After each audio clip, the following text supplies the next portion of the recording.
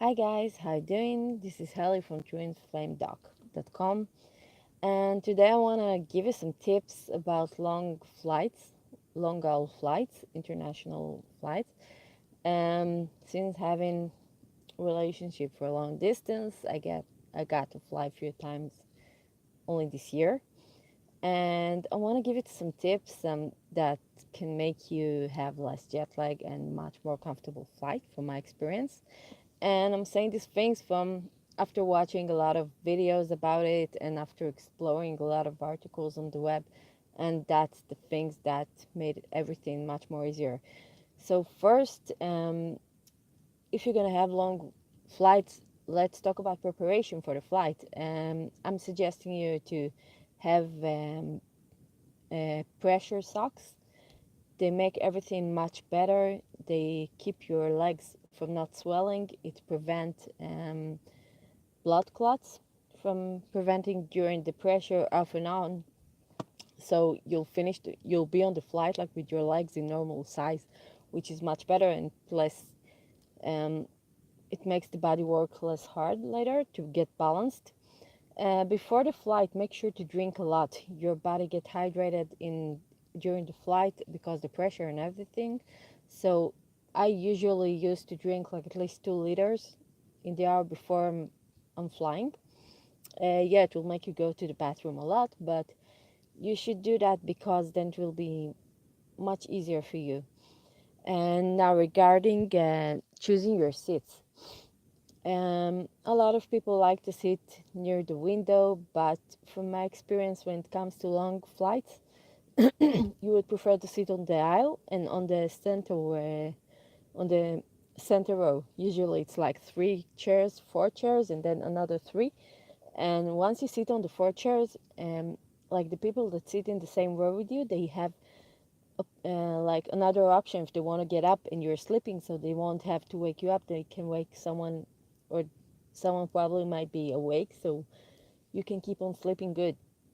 And also in long flights, my suggestion for you is drink a lot of water, keep your body hydrated. It will make you feel less jet lag later. It will make your skin look better and you'll function much better. You'll feel better with yourself, and but that will keep you going to the toilet like every hour or two, so you better stay on the aisle seat. And beside that, even if you don't go to the toilet, you need to stretch yourself every hour or two if you're awake. If not, so just sleep. And but the moment you're waking up, just make sure to walk a little bit to stretch yourself. To You can use the area near the toilet where the steward stands.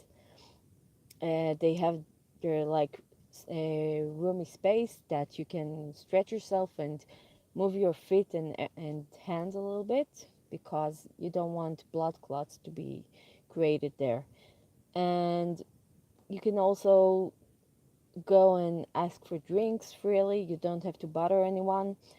Now, regarding the place in the plane, usually the front rows, they're much more quieter when it comes to the noise from the airplane, and I prefer that. And also, you should avoid sitting near the window. I know it's better view, but the problem is, again, if you're first, the noise there is much worse. It's like few decibels more, and it makes you feel more tired when you arrive. Like if it's up to 5 hours flight, yeah, I will prefer to sit near the window. But on long flights, you have like 3 chairs, and imagine you have like two people to wake up every time you want to go to drink or to the toilet. It's really uncomfortable, and that's why I prefer not to. And I don't like, to bug people when I need to go a lot, and I try to drink a lot. Something that I see that most people don't do. Like I got to sit next to people which were 12 hours of flight and they didn't drink or get up to the toilet even once, and it's really not healthy for your body. Um, so that's regarding the flight. Another thing for the flight, make sure to bring eye cover. Make sure to bring pillow for your neck. I usually fly with like maybe jeans, heavy jeans, thick jeans, because when it's long international flights, they usually freeze the airplane at night, and at some point, even their small tiny blanket won't do anything. So I make sure I travel with jeans and usually some t-shirt, and above it sweater, and above it fleece jacket, and some scarf from pashmina or something. And then I just cover myself if needed. So it's a little bit hot here. And okay, that's for the flight. And I usually, once I sit on my place, I just make sure to take off my shoes and stay just with my pressure socks, because it's much more comfortable, and I don't like my feet to feel stressed during the flight, and then you can make it breathe. If you had history in your family of blood clots or something, I have history of blood clots from my pregnancies, and I'm taking Clexane. Just ask your doctor if there's any need. It makes you feel much better to fly with. And also take aspirin, which can make your blood be thinner, but don't take that by yourself. Just ask your doctor if they think you need that. Another thing, let's talk about food on the planes. I usually love to take some snacks and chocolates, because I don't count on the food that planes offer. From my experience, I've had some real amazing meals, and I had some really shitty meals. So I usually, no matter what time the flight is, if it's morning, if it's night, if it's middle of the night, I just make sure to have a good meal with carbs, and not something too spicy that might make my stomach get angry. But like some burger, or even pizza, or something which is light, but still it will make the stomach to digest, and then I just go to sleep easily, and then I'm not worried that I'm hungry, or I will have a bad meal that I don't like. And so make sure to come when I'm full, because usually they also serve the meal after 1 hour, or sometimes two, if the road is bumpy. So it's better to come and be relaxed, so you can also sleep, and you don't care if they serve dinner or not, and you can ask for that later if you get asleep.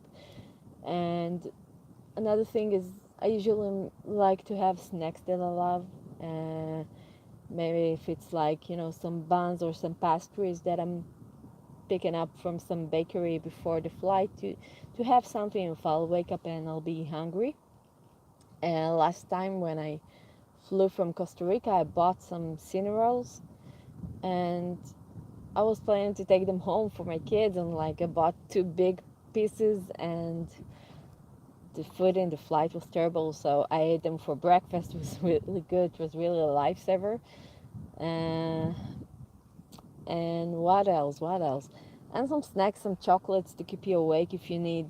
And regarding to drinks, I usually, when you're flying, you can't take with you bottles of water or any liquid. So what I do, I just take two bottles, like thick plastic bottles. They're empty usually. I think I have one here. Yeah, I have one here.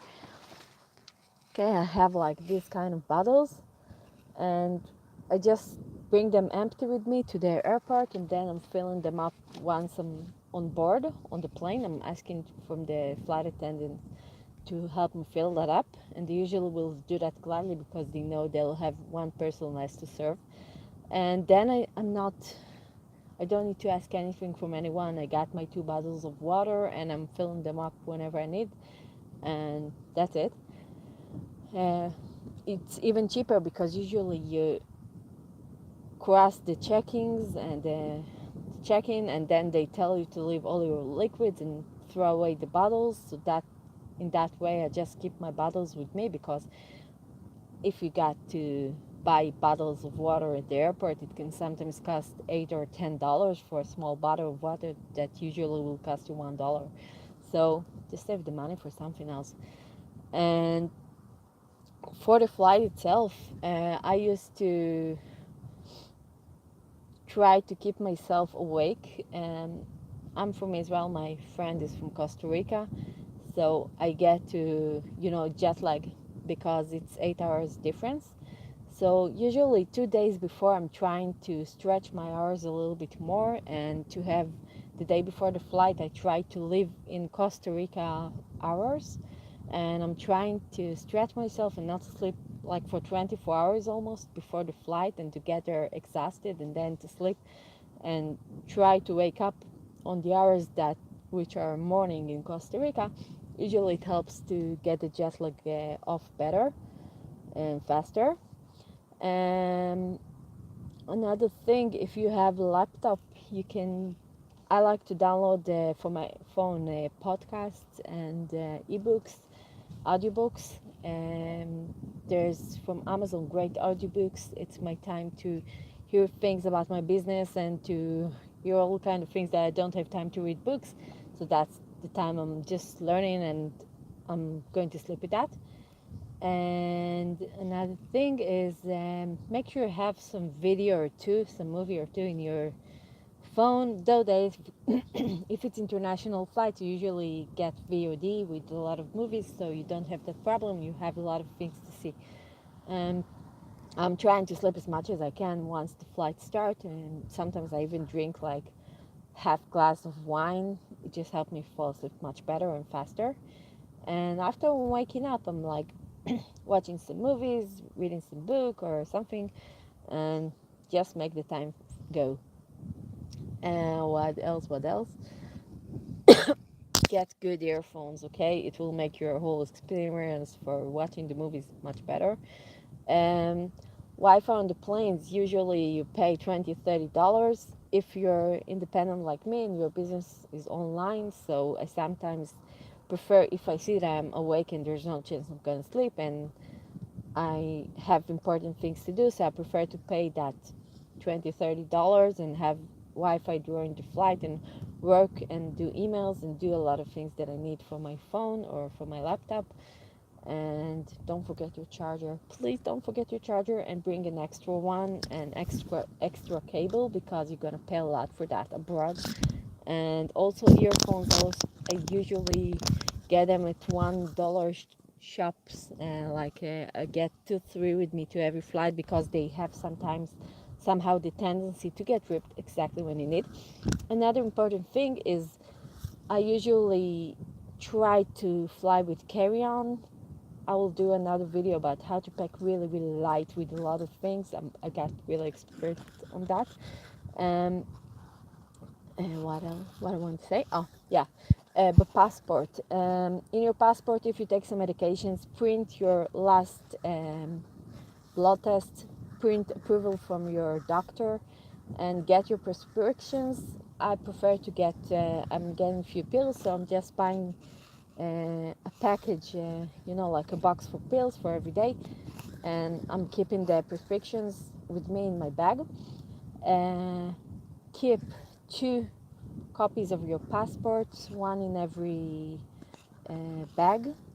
I also have like a pouch, a small clutch pouch, which has a string around the shoulder, and I'm just going with that during the airport and all the check-in process, because it's easier instead of every time taking it in and out from my bag. And that's really just on me. I'm just taking it off and put there also my phone, my purse, and that's it. Another thing for your bag, buy like hanger, small hanger, and just put it on the clips on the. I'll show you. I don't remember the name of them, but like that thing, put some hanger, like loop, and just close all the loops you have here in your bag. It will keep it safer. What else? I think that's it for now. If you have some more tips, you can write it in the comments. And again, have a good flight. Try to. Oh, another thing, when you're booking the flight, don't pay on the seat when you're doing the booking, because most websites will charge you extra money to choose your seat once you're booking. And if you go later to the airport, to the airline website or app, you can choose that for free. That's something most people don't know, and they pay like extra 10, 15, sometimes $30 for choosing seats. And if it's regular seats, usually you won't get charged. So just do it after you get approved for the tickets and before you're and during the check-in, but do that before. And don't forget to open an account on each airline and to collect your points and rewards. Today there's a lot of airlines that have shared points, so you can have a lot of advantages here. And that's it for now. You can write for me, and